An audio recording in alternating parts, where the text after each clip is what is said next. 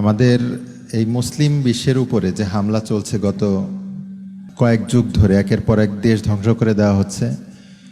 Iraq, Afghanistan, Syria, ফিলিস্তিন, গাজা, তারপরে বর্তমানে ইরানের উপরে হামলা চলছে। এর আগে আমরা দেখেছি চেচনিয়াতে, বসনিয়াতে হামলা চলেছে। তো এভাবে একটার পর একটা দেশ তো মুসলমানদের ধ্বংস করে দিচ্ছে।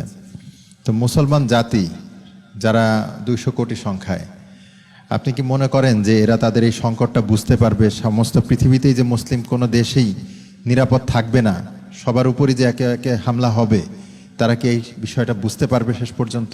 এটা একটা বিরাট একটা প্রশ্ন যে বুঝতে পারবে কিনা। ইতোমধ্যেই অবশ্য কিছু কিছু ব্যক্তি, কিছু কিছু মানুষ তারা বুঝতে শুরু করেছেন, কিছু কিছু সংগঠন তারাও বুঝতে শুরু করেছেন, যদিও এতদিন বুঝেন নাই। না বুঝতে পারার কারণও আমি মনে করি আল্লাহর একটা শাস্তির একটা নমুনা, যে গত কয়েক শতাব্দী থেকে আল্লাহর রাস্তায় জেহাদ ত্যাগ করার পরিণাম, আল্লাহর তাওহীদ পরিত্যাগ করার পরিণাম, এবং রাসূলুল্লাহ যে আদর্শ দিয়ে গেছেন সে আদর্শ পরিহার করার পরিণতিতে আমাদের উপর একটা শাস্তি পড়েছে, আল্লাহর শাস্তি। আল্লাহর শাস্তি হলে পরে এইভাবে মার খায়, কোথাও বিচার পায় না, এবং বোধ শক্তি উঠে যায়, চিন্তা শক্তি, বোধ শক্তি। কেন মার খাচ্ছি ওটাও জানে না। তো আমার মনে হয় অমানিসার ঘোর অন্ধকার কাটা শুরু হয়েছে। আশা করছি কিছু কিছু লোক বুঝতে পেরেছেন যে না, এভাবে আর চলে না। আমরা শতাব্দীর পর শতাব্দী ধরে পাশ্চাত্য সভ্যতার গোলামি করব, তাদের আইন মেনে নেব, তাদের বিচার ব্যবস্থা মেনে নেব, তাদের অর্থনীতি সুদভিত্তিক মেনে নেব, এটা হতে পারে না। আর ওদের দেওয়ার যে রাজনৈতিক দর্শন সেটা চর্চা করব আমরা, হ্যাঁ, আর ব্যক্তি জীবনে নামাজ পড়বো, রোজা করব, আল্লাহকে পেয়ে যাব, আমার মনে হয় আর চলবে না। এটা উপলব্ধি করা শুরু করেছেন 55টা মুসলিম রাষ্ট্র, প্রায় 24 কোটি বর্গ মাইল, তাদের বিশাল ব্যাপার। 200 কোটি জনসংখ্যা, খেলাখেলি না। এই জাতিটা মার খাচ্ছে কেন? হোয়াই? তো আপনার যে কথাটা এখন বোধহয় বুঝতে পেরেছেন, অন্তত আমরা বোঝানোর চেষ্টা করছি আর কি। এর কারণটা কি? হিজবুত তাওহীদ বাংলাদেশে, এই দক্ষিণ এশিয়ার সবুজ শ্যামল একটা রাষ্ট্র, এখানে এই অঞ্চলের একটা সংগঠন হিজবুত তাওহীদ, তারা অন্তত বোঝানোর চেষ্টা করছে যে এই দুনিয়া জোড়া একটা জাতির মাইর খাওয়ার মেইন কারণ, মেইন রিজন, তারা তাওহীদ থেকে সরে গিয়েছে। তাওহীদ মানে এক আল্লাহ সার্বভৌমত্ব ছাড়া কারো সার্বভৌমত্ব মানি না, এক নাম্বার। তাড়াতাড়ি এখন পুরো সবাইকে ঐক্যবদ্ধ হইতে হবে। আমরা টুকরো টুকরো, যত টুকরা হওয়া যায় তত টুকরা হয়েছি, যত ভাগ হওয়া যায় তত ভাগ হয়েছি। আর না, এখন আমাদেরকে ঐক্যবদ্ধ হইতে হবে, একজন নেতা মানতে হবে। এতদিন আমরা বিভিন্ন জনের বিভিন্ন নেতা মেনেছি, কারো প্রেসিডেন্ট একরকম, বাদশাহ একরকম, রাজা একরকম, আমির একরকম, পীর হাজার হাজার। নো, নেতা হবে একজন, এবং পুরো উম্মাহ তাদের শক্তি, সামর্থ্য, অ্যাসেট, জ্ঞান সব এক জায়গায় একত্রিত করে একটা নির্দিষ্ট লক্ষ্য, মানে আল্লাহর দ্বীন প্রতিষ্ঠা দিকে তারা এই লক্ষ্য ঠিক করে জিহাদ করতে হবে। এই জিহাদটা ভুলাই দেওয়া হয়েছে। কোটি কোটি মুসলমান মুফতি মাওলানা হয়েছে, কিন্তু মুজাহিদ হয় নাই। কোটি কোটি মুসলমান পীর সাহেব হয়েছে, পীরের মুরিদ হয়েছে, কিন্তু রাসূলুল্লাহর যে মুজাহিদ ওটা আর হন নাই। গত 1300 বছরে একজন খালিদ বিন ওয়ালিদ হয় নাই, একজন দেরার হয় নাই, একজন আলী ইবনে আবু তালেব হয় নাই, আসাদুল্লাহ, সাইফুল্লাহ হয় নাই, কিন্তু মুফতি মাওলানা ঠিকই হয়েছে, পিসাব হয়েছে, দরবেশ হয়েছে, হ্যাঁ, নামাজি হয়েছে, হাজী সাহেব হয়েছে। তাহলে আমরা হারাইলাম কি? আমরা হারাইলাম জিহাদ, আমরা হারাইলাম সংগ্রামের প্রেরণা, আমরা হারাইলাম একটা জাতিসত্তা নির্মাণের স্বপ্ন, আমরা হারাইলাম একজন নেতাকে নেতা মানার একটা সিদ্ধান্ত, এটা আমরা হারাইলাম। ফলে আমরা পরাজিত হয়ে গেলাম। আমরা পরাজিত হওয়ার পরে ওরা আমাদেরকে পায়ের নিচে দিয়ে আমাদেরকে শতাব্দীর পর শতাব্দী ধরে একেবারে মূর্খ বানিয়ে দিয়েছে। আমরা জ্ঞান বিজ্ঞান থেকে ছিটকে পড়ে গেলাম শত শত মাইল দূরে।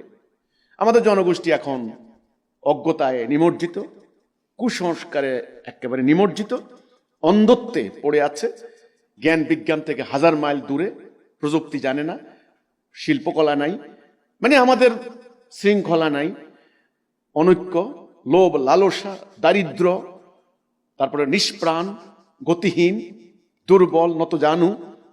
আমাদের অভাব অনটন লাগলে আমরা ইউরোপ আমেরিকা দৌড় দিই, ওখানে গেলে রিজিক বাড়বে। আমাদের কোনো রিজিক নেই।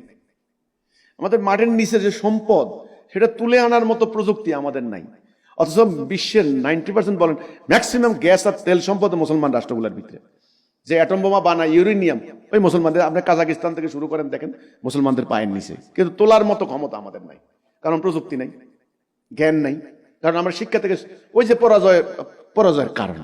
এখন আপনি যে বললেন বুঝতে পারছে কিনা, অন্তত একটা সংগঠনকে আল্লাহ বুঝাচ্ছেন, এটা হলো হিজবুত তাওহীদ, একজন মহামানবের উসিলায় আমাদের ইমামুজ্জামান।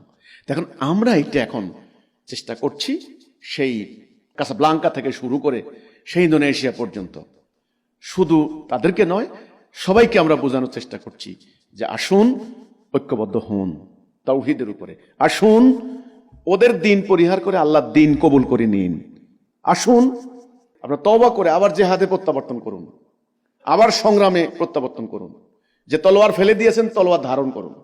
আপনি যদি এখন প্র্যাকটিক্যাল কথা না বলেন তাহলে হবে না। এখন আমরা বসে বসে বসে বসে খালি তাফসিরের পাহাড় বানিয়ে যাব, তাফসিরুল কোরআন মাহফিল, আর ওরা ওইদিকে মিসাইল বানাচ্ছে, আমরা এদিকে হাদিসের মুহাদ্দিস হয়ে যাবো, লক্ষ লক্ষ মাদ্রাসার লক্ষ লক্ষ মুহাদ্দিস, লাখ লাখ হাদিস মুখস্থ করে আমি মুহাদ্দিস হয়ে যাচ্ছি, ওরা ওদিক দিয়ে ড্রোন বানাচ্ছে, অ্যাটম বোমা বানাচ্ছে, আকাশ দখল করে ফেলছে, মাটি দখল করে ফেলছে। তা আমি তো কয়দিন পরে তো আমার মসজিদ মাদ্রাসা খানকা কিছুই থাকবে না। যার মাটি থাকে না তার ইমানও থাকে না, তার ইমানও থাকে না। রাসূলুল্লাহ মদিনায় এসে যখন একটা মাটি পেলেন তারপরে তিনি সংগ্রাম শুরু করতে পারলেন। তো মাটি তো থাকতে হবে আপনার, দাঁড়ানোর জায়গা তো থাকতে হবে আপনার। তো এই জন্য আপনি যে বললেন যে বুঝবে কিনা, না এখনো বুঝতেছে না, তবে অনেকে বোঝার চেষ্টা করছেন। আমরা বুঝাচ্ছি এই বেসিক ব্যাপারগুলি যেগুলি হারিয়ে গেছে। এই জাতি যেদিন এই সত্যটা বুঝতে পারবে যে নবী করিম সাল্লাল্লাহু আলাইহি সাল্লাম একজন সংগ্রামী মানুষ ছিলেন, তিনি জিহাদ করেছেন, কিতাল করেছেন, আমাদেরকে সংগ্রাম করতে হবে, কিতাল করতে হবে। তিনি ঐক্যবদ্ধ করেছেন, আমাদেরকে ঐক্যবদ্ধ হতে হবে। তিনি আল্লাহর কোরআনের বিধান দিয়া রাষ্ট্র পরিচালনা করেছেন, আমাদেরকেও আল্লাহর কোরআনের বিধান দিয়া রাষ্ট্র পরিচালনা করতে হবে। এই মৌলিক ব্যাপারগুলি মুসলমানরা যতদিন বুঝবেন না ততদিন তারা মার খেয়ে যেতেই হবে, তাদের পরাজয়, লাঞ্ছনা, অপমান, হীনমন্যতা তাদেরকে ছাড়বে না। এটা হলো আমার কথা। তো আমরা চেষ্টা করছি বিষয়টা বোঝানোর জন্য। ইনশাআল্লাহ আমরা আশাবাদী। রাত যত লম্বা হয় ভোর তত কাছে আসে, তাই না? রাত যত গভীর হয় ভোর তত কাছে আসে। আমরা মার খেয়েছি, সারা দুনিয়াতে মার খাচ্ছি। ইনশাআল্লাহ আশা করি একদল মানুষ এই সত্য বুঝতে পারবেন, আবার ঘুরে দাঁড়াবেন, নিজের সত্তার উপরে ঘুরে দাঁড়াবেন, নিজেদের আদর্শের উপরে ঘুরে দাঁড়াবেন, নিজেদের সভ্যতার উপরে, আল্লাহর উপরে ভরসা করে আল্লাহর আনুগত্য করবেন, আল্লাহর খেলাফত করবে। আশা করি আল্লাহ তাদেরকে হেফাজত করবে ইনশাআল্লাহ। আরবরাও বুঝতে শুরু করেছে। তেলের টাকা, পেট্রোডলারের টাকা দিয়া মজা অনেক করলাম তো, হ্যাঁ, ফান ফুর্তি অনেক করলাম তো, এখন তো আর করতেও থাকবে না, সামনের দিকে ভিক্ষা করতে হবে আবার। এটা বুঝতে পেরেছে আরবরা, আমাদের জনগণও অনেকটা বুঝতে পেরেছে। কিন্তু দুঃখজনক কথা হচ্ছে কোনো রাস্তা নাই আসলে।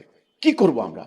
কারণ সমস্ত মিলিটারি মাইট ওদের, ওরে বাপ রে বাপ, প্রযুক্তি ওদের, প্রযুক্তির ধাক্কায় আমরা টিকতে পারতেছি না, বুঝেও কিছু করার নাই, রাস্তা পাচ্ছি না। আলহামদুলিল্লাহ আমরা রাস্তা পেয়ে গেছি, এই বের হওয়ার রাস্তা, এটার নাম হেদায়া, ওটা আমরা পেয়েছি ইনশাআল্লাহ। তো আশা করি অতি অচিরেই উম্মাহ আবার ইউনাইটেড হয়ে যাবে, আবার একজন সত্যনিষ্ঠ নেতার নেতৃত্বে তারা বিশ্বময় আল্লাহর দিন প্রতিষ্ঠা করবে ইনশাআল্লাহ। এটা আমি আশা করি। হিজবুত তাওহীদ সে লক্ষ্যে কাজ করে যাচ্ছে।